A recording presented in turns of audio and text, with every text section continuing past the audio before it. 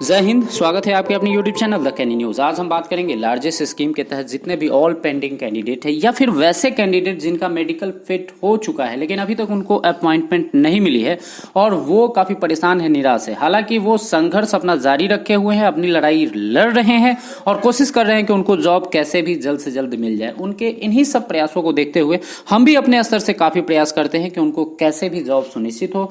इसी क्रम में जितने भी भारतीय रेल में मान्यता प्राप्त फेडरेशन यूनियन है उनके बड़े पदाधिकारियों से हम बात करते हैं और साथ ही साथ भारतीय रेल में जितने भी यूनियन है सबसे बात करके कोशिश करते हैं कि उनके द्वारा संबंधित अधिकारी और रेलवे बोर्ड पे प्रेशर क्रिएट किया जाए और जितने भी लार्जेस्ट कैंडिडेट हैं उनका काम हो सके सुनिश्चित हो। इसी क्रम में आज हमने रेल मजदूर यूनियन के राष्ट्रीय संगठन सचिव सह all India railway trackman union के राष्ट्रीय मीडिया प्रभारी श्री अविनाश जी से बात किया और उनसे रिक्वेस्ट किया कि लार्जेस्ट स्कीम के तहत जितने भी ऑल पेंडिंग कैंडिडेट हैं उनका काम जल्द से जल्द करवाने के लिए वो भी प्रयास करें, वो भी संबंधित अधिकारी और रेलवे बोर्ड पर दबाव अपने स्तर से बनाएं, अपने यूनियन के सहयोग से बनाएं।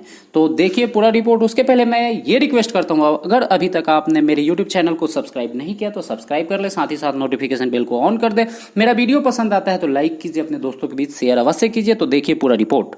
आरएमयू के साथ एआईआरटीयू भी है और ऑल इंडिया पॉइंट्समैन एसोसिएशन भी है जी। और आपको याद है कि जो लार्जेस्ट स्कीम रेलवे में चलाई गई थी वो सेफ्टी कैटेगरी के कैंडिडेट को ध्यान में रख के चलाया गया था और इसमें ज्यादातर कैंडिडेट ट्रैकमैन या फिर पॉइंट्समैन ही हैं। तो अभी जो वर्तमान समय में लार्जेस्ट स्कीम से संबंधित जितने बंदे परेशान हैं उनके लिए आरएमयू कुछ एक्शन ले रही है क्या? जी बिल्कुल। आप जो लार्जेस्ट की बात कर रहे हैं मैं स्पष्ट बता दूं आपको, लार्जेस्ट का मामला न्यायालय का परिणाम जो आया वो उस डिसीजन में ये कहा गया कि रेलवे अपने विवेक से ये फैसला करे। जब कोई मामला न्यायालय में हो उस कंडीशन में यूनियन हो या कोई भी व्यक्ति या कोई संस्था हो न्यायालय से ऊपर नहीं हो सकता जी। इस वजह से जब मामला कोई न्यायालय में हो तो आप क्या कर सकते हैं। परंतु इसके बावजूद भी अपने स्तर से रेल मजदूर यूनियन ने और रेल मजदूर के पदाधिकारी होने के नाते मैंने भी कई बार इस बात को लेकर सेंट्रल रेलवे और वेस्टर्न रेलवे के जोनल स्तर के जीएम और सीपीओ स्तर के पदाधिकारियों से मिलकर बात किया। परंतु ये मामला सिर्फ कि कुछ जोन का नहीं है, राष्ट्रीय स्तर का है और सभी का जवाब ये होता है कि हमें न्यायालय के फैसले का इंतजार करना चाहिए और सम्मान करना चाहिए।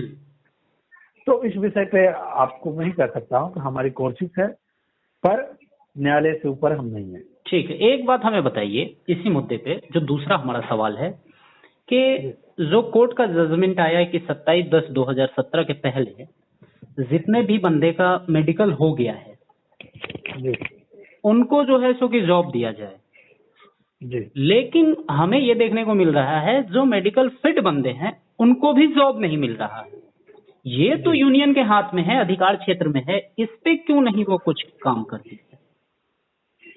हाँ, ये आपने बोला कि जिन लोगों का मेडिकल हो गया उसे रेलवे रख सकती है। आप बताइए मुझे, ये तो राष्ट्रीय स्तर पर अगर कोई बदलाव चाहते हैं या कोई प्रक्रिया को लागू कराना चाहते हैं हम तो रेलवे बोर्ड की बात आती है। रेलवे बोर्ड को रेल मजदूर ने कई बार पत्र लिखा कि आप के ऊपर ये छोड़ा गया है कि आप विवेक से फैसला लीजिए और जिन लोगों का मेडिकल हो गया कम से कम उन लोगों को तो नियुक्ति दे दीजिए। परंतु इसको लेकर जो जिस स्तर की लड़ाई लड़नी चाहिए या होनी चाहिए, मैं इस बात को स्वीकार करता हूं कि रेल मजदूर यूनियन की तरफ से उस स्तर की लड़ाई लड़ा नहीं गया। क्योंकि जो रेल मजदूर यूनियन की एक बड़ी ताकत के रूप में अगर all India railway trackman union है जो हर रेल मजदूर के सहयोग में है, मतलब जो हम लार्जेस्ट को लागू कराने की लड़ाई लड़ रहे हैं, हम जो मांग कर रहे हैं उसमें रेल मजदूर यूनियन में हमारा सहयोग करती है।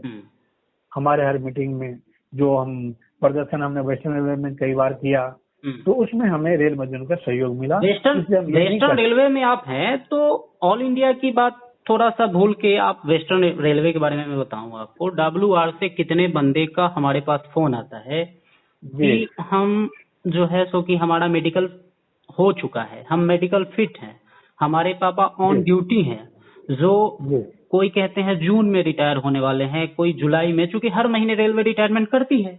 बिल्कुल, तो बिल्कुल, बिल्कुल।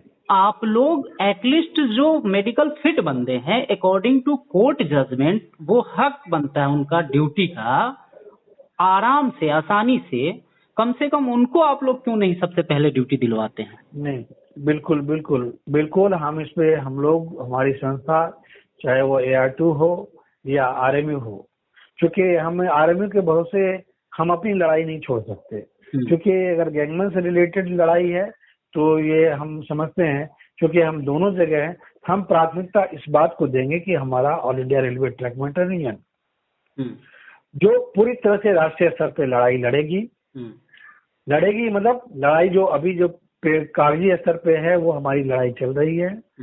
और जैसे ही हम लोग ये निर्णय पर पहुंचते हैं कि नहीं, हमें अब राष्ट्रीय स्तर पर दिल्ली हो या किसी स्तर पर हमें आंदोलन करना है, तो हम उसकी तैयारी में लगे हुए हैं। हमारी वो तैयारी है। उस लड़ाई में हम उन लोगों को भी आमंत्रित करेंगे जो प्रभावित हुए हैं, जिनके बच्चे मेडिकल कर लिए हैं, उन लोगों को भी हम लोग सोशल मीडिया के माध्यम से उन तक बात पहुंचाएंगे, भैया आप भी हमारा साथ दो, है ना। ये लड़ाई बहुत बड़ी लड़ाई है, छोटी लड़ाई नहीं है। और इसमें कहीं न कहीं ये मान्यता प्राप्त यूनियन भी प्रत्यक्ष और अप्रत्यक्ष रूप से ट्रैक मेंटेनर को खास करके प्रभावित करने में कोई कमी नहीं छोड़ता है। इससे सिर्फ और सिर्फ गैंगमैन को फायदा होना था,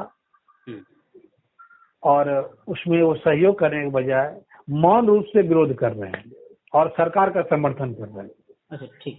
तो एक तो आपका मेडिकल फिट है, दूसरा जो मेडिकल फिट नहीं है, जो पेंडिंग में पड़े हुए हैं, जैसे कई कैंडिडेट का केस हमारे सामने आता है कि वो साइकिल 1 के कैंडिडेट, जैसे मान लीजिए लार्जेस्ट स्कीम जब चलाई गई थी तो साल में 2 साइकिल होता था, फर्स्ट हाफ ईयरली और सेकंड हाफ ईयरली, कहने का मतलब 6-6 महीने पे एक साइकिल का प्रयोजन रखा गया था, उस एक साइकिल में उसको कंप्लीट किया जाता था।